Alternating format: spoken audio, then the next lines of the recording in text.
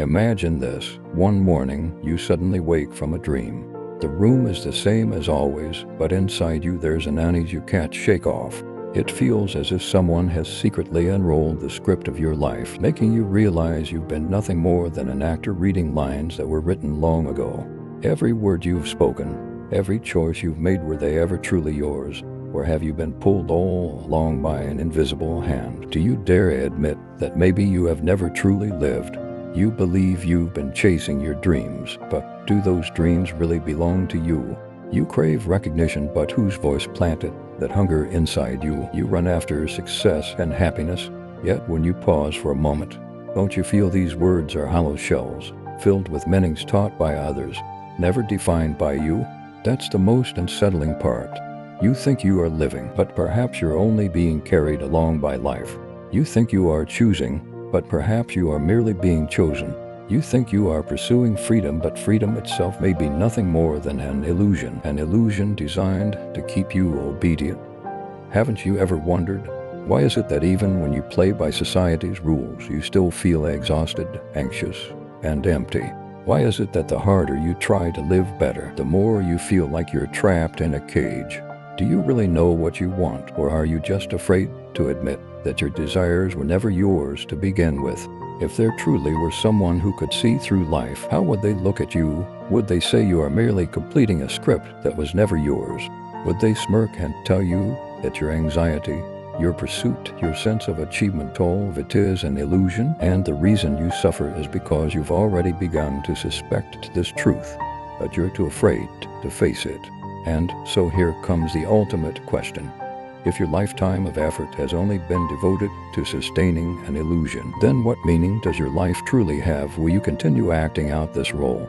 Or will you tear up the script and face the raw, blinding truth? This is the paradox. Living inside the illusion, you may find fleeting comfort. But if you want to see the truth, you must endure the pain of tearing it apart. The real question is, do you dare? And that is only the beginning. You already feel the discomfort, the creeping suspicion that your life may not belong to you. But where does this suspicion come from? Why is it so persistent?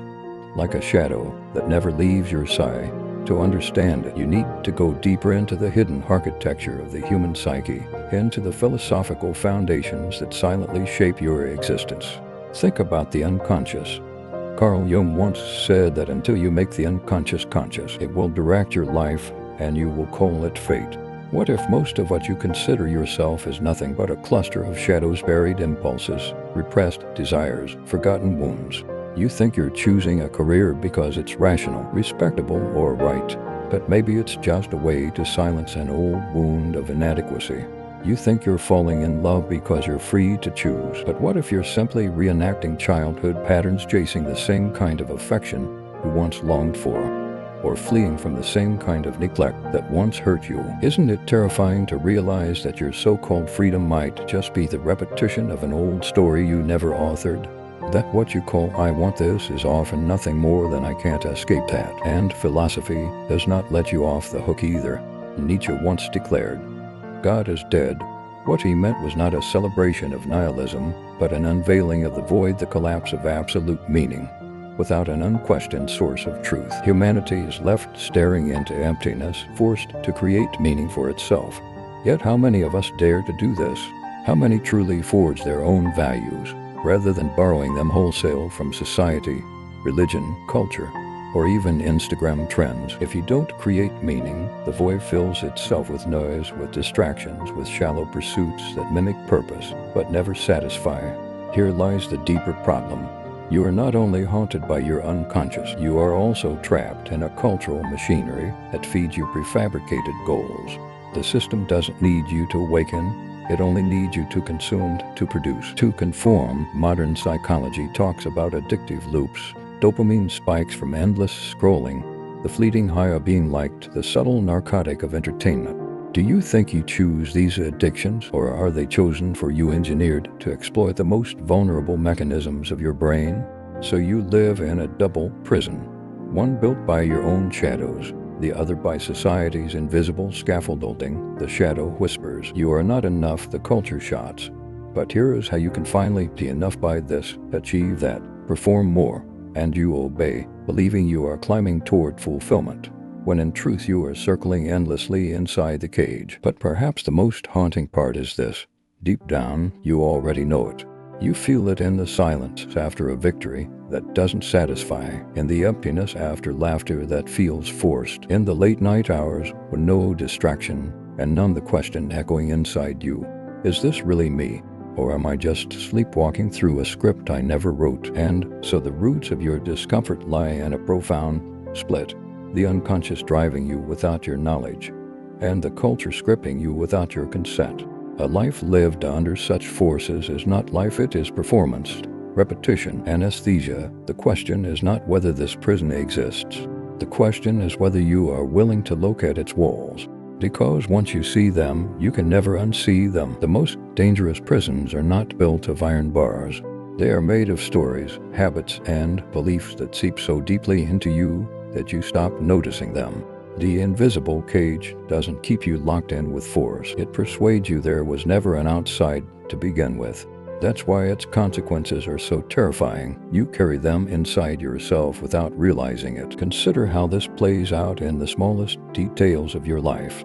You wake up and reach for your phone before your own thoughts have even formed. You scroll, you compare, you measure your worth against curated fragments of other people's lives.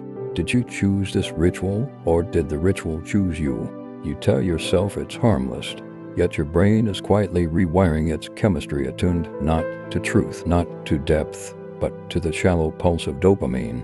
Slowly, you lose the ability to be still, to think for yourself, to hear your own voice. Isn't that a frightening consequence, living with a mind that no longer belongs to you? And then there's the hunger for recognition. You think you are chasing success, but in reality, you are chasing permission to exist. Society whispers a cruel condition. You are only valuable if you prove yourself, and so you work harder, achieve more, polish your identity like a product. But every accomplishment evaporates the moment it's achieved. The applause fades, the emptiness returns. You thought you had secured meaning, yet meaning slipped through your fingers again. This cycle is not accidental. It is the engine of a system that thrives on your endless dissatisfaction. What are the consequences of never questioning this? An entire life lived as a reaction, never as creation. A self that has been hollowed out, replaced with masks that please others but estrange you from yourself.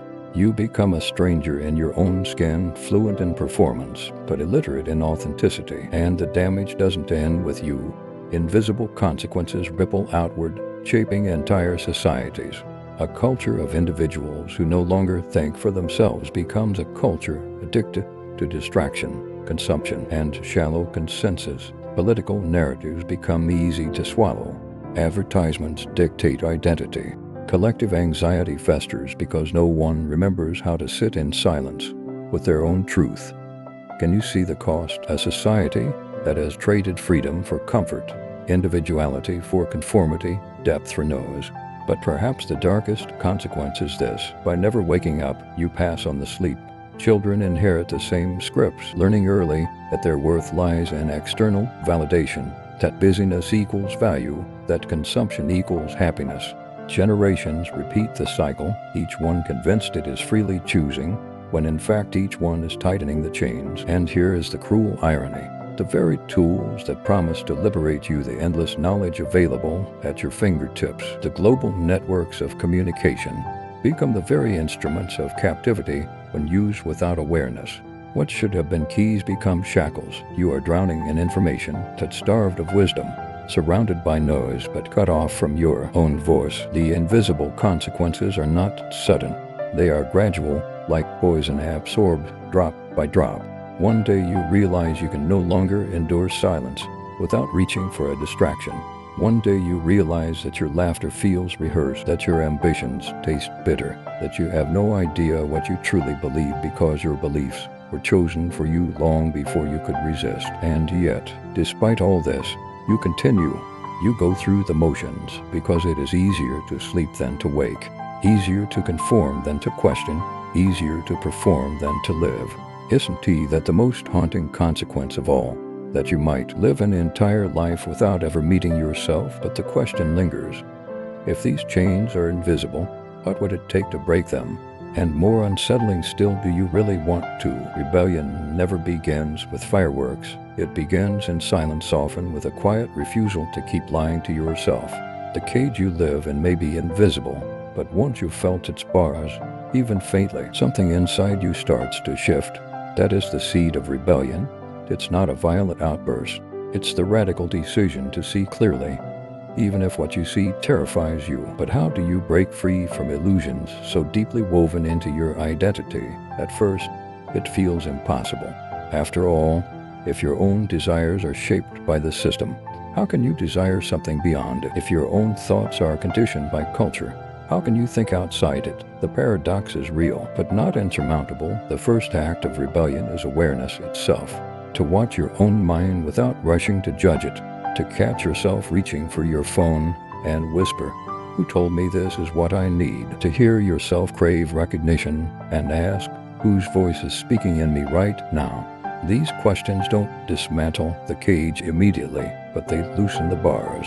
They remind you that you are not identical to your impulses, not fused with your conditioning. History gives us examples of those who dared to live this way.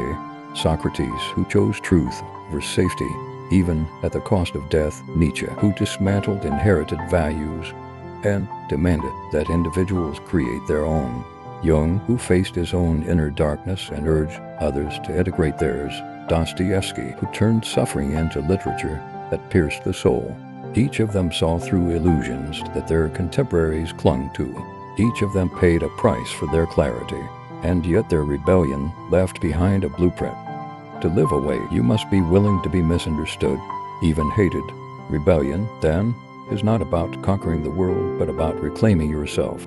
To live not as a copy, but as an original, this requires courage, but not the kind you see in movies. It's the courage to sit in silence, without distraction, to confront your own shadow, without flinching, to accept the discomfort of freedom, without running back to comforting lies. Ask yourself, when was the last time you sat still long enough to feel your own emptiness without fleeing from it? When was the last time you challenged a belief you were raised to hold as sacred? When was the last time you asked, "Do I truly want this, or was I trained to want it?" These are small acts of rebellion, but they open cracks in the wall of the cage. Of course, the system will resist. It rewards conformity, not authenticity. It offers applause when you play your role well and punishes you with isolation when you step off the stage. That asks why many stop short of real rebellion. They can bear the loneliness. But remember this, every great awakener began as someone who stood alone. The loneliness is not a sign you re-lost. It's proof that you're no longer asleep. And slowly, rebellion grows into a new way of living. You stop chasing meaning outside and begin to create it inside. You stop waiting for validation and start listening to your own inner compass. You stop performing a life and start living one. The cage weakens, not because the world changes overnight, but because you change, because you no longer consent to being its prisoner. Isn't that the real revolution? Not overthrowing governments or systems, but overthrowing the illusions within yourself, because once you see clearly, the lies lose their power, and once you live authentically, even in a small corner of your life, you prove to yourself that freedom is possible. Rebellion begins with one terrifying yet liberating realization. You are the only one who can give yourself permission to be free. And once you've tasted even a drop of that freedom, you will never look at the cage the same way again. Here is the part you may not want to hear, the truth that feels like both liberation and devastation. There is no final script, no ultimate guarantee, no hidden master plan that makes it all make sense. The universe is silent. Life does not owe you meaning. And that silence, which once felt unbearable, is precisely where your freedom begins. You've been taught to look for answers outside yourself, in religion, in ideology, in society's definitions of success. You've been conditioned to believe that if you just climb high enough, achieve enough, become good enough, you'll finally reach the summit where the meaning of life reveals itself. But the summit doesn't exist. The ladder itself was a mirage. And this is where many people collapse, because facing the absence of inherent meaning feels like staring into a void. But what if the void is not an enemy, but a canvas? What if the terrifying absence of meaning is exactly what gives you the radical power to create it? Nietzsche called this the challenge of the Bermensch, to step into the emptiness where God once stood and, instead of despairing, to paint your own values onto the sky. The final truth is this: no one is coming to save you. No system, no savior, no ideology will hand you the life you long for. That weight and that possibility rests entirely with you. Isn't that both the heaviest burden and the greatest gift? To realize that while no one wrote your script, you are free to write it yourself. Of course, this freedom is not comfortable. It strips away excuses. You can no longer blame your parents, your culture, your circumstances for everything. Yes, they shaped you. Yes, they left wounds. But once you see clearly, the question shifts from who made me this way to what do I choose now? That moment, the shift from blame to authorship, is the moment you stop being a prisoner. And so, the one who sees through life is not someone with secret knowledge hidden from the rest of us. It is the one who dares to look at life without illusions, who accepts the void without fleeing, who creates meaning instead of waiting for it. That person understands that suffering is not an obstacle, but raw material, that freedom is not given, but seized, that authenticity costs dearly, but rewards infinitely. Imagine living this way. You wake each morning not to fulfill a script, but to improvise, to create, to live as if your choices actually matter because they do. You no longer need to prove your worth, because you see worth is not given by others, but chosen by yourself. You no longer run from emptiness, because emptiness is the open field where your true self can finally emerge. And maybe, just maybe, this is the deepest secret. The cage was never locked. The bars were always made of fear, of habit, of stories you inherited, but never questioned. The moment you see through them, they begin to dissolve. What terrified you as confinement was, in truth, only your own refusal to step beyond. So ask yourself, are you willing to live without guarantees, without borrowed meanings, without the comfort of a script? Are you willing to create your own truth, even if it means walking alone? Because that is what it means to see through life. And if you dare to do it even once, you will never be the same. You will look back at the person you were, performing a role you never chose, and realize that was the dream. This terrifying, exhilarating freedom is the awakening. And in that moment, you become the one who sees through life.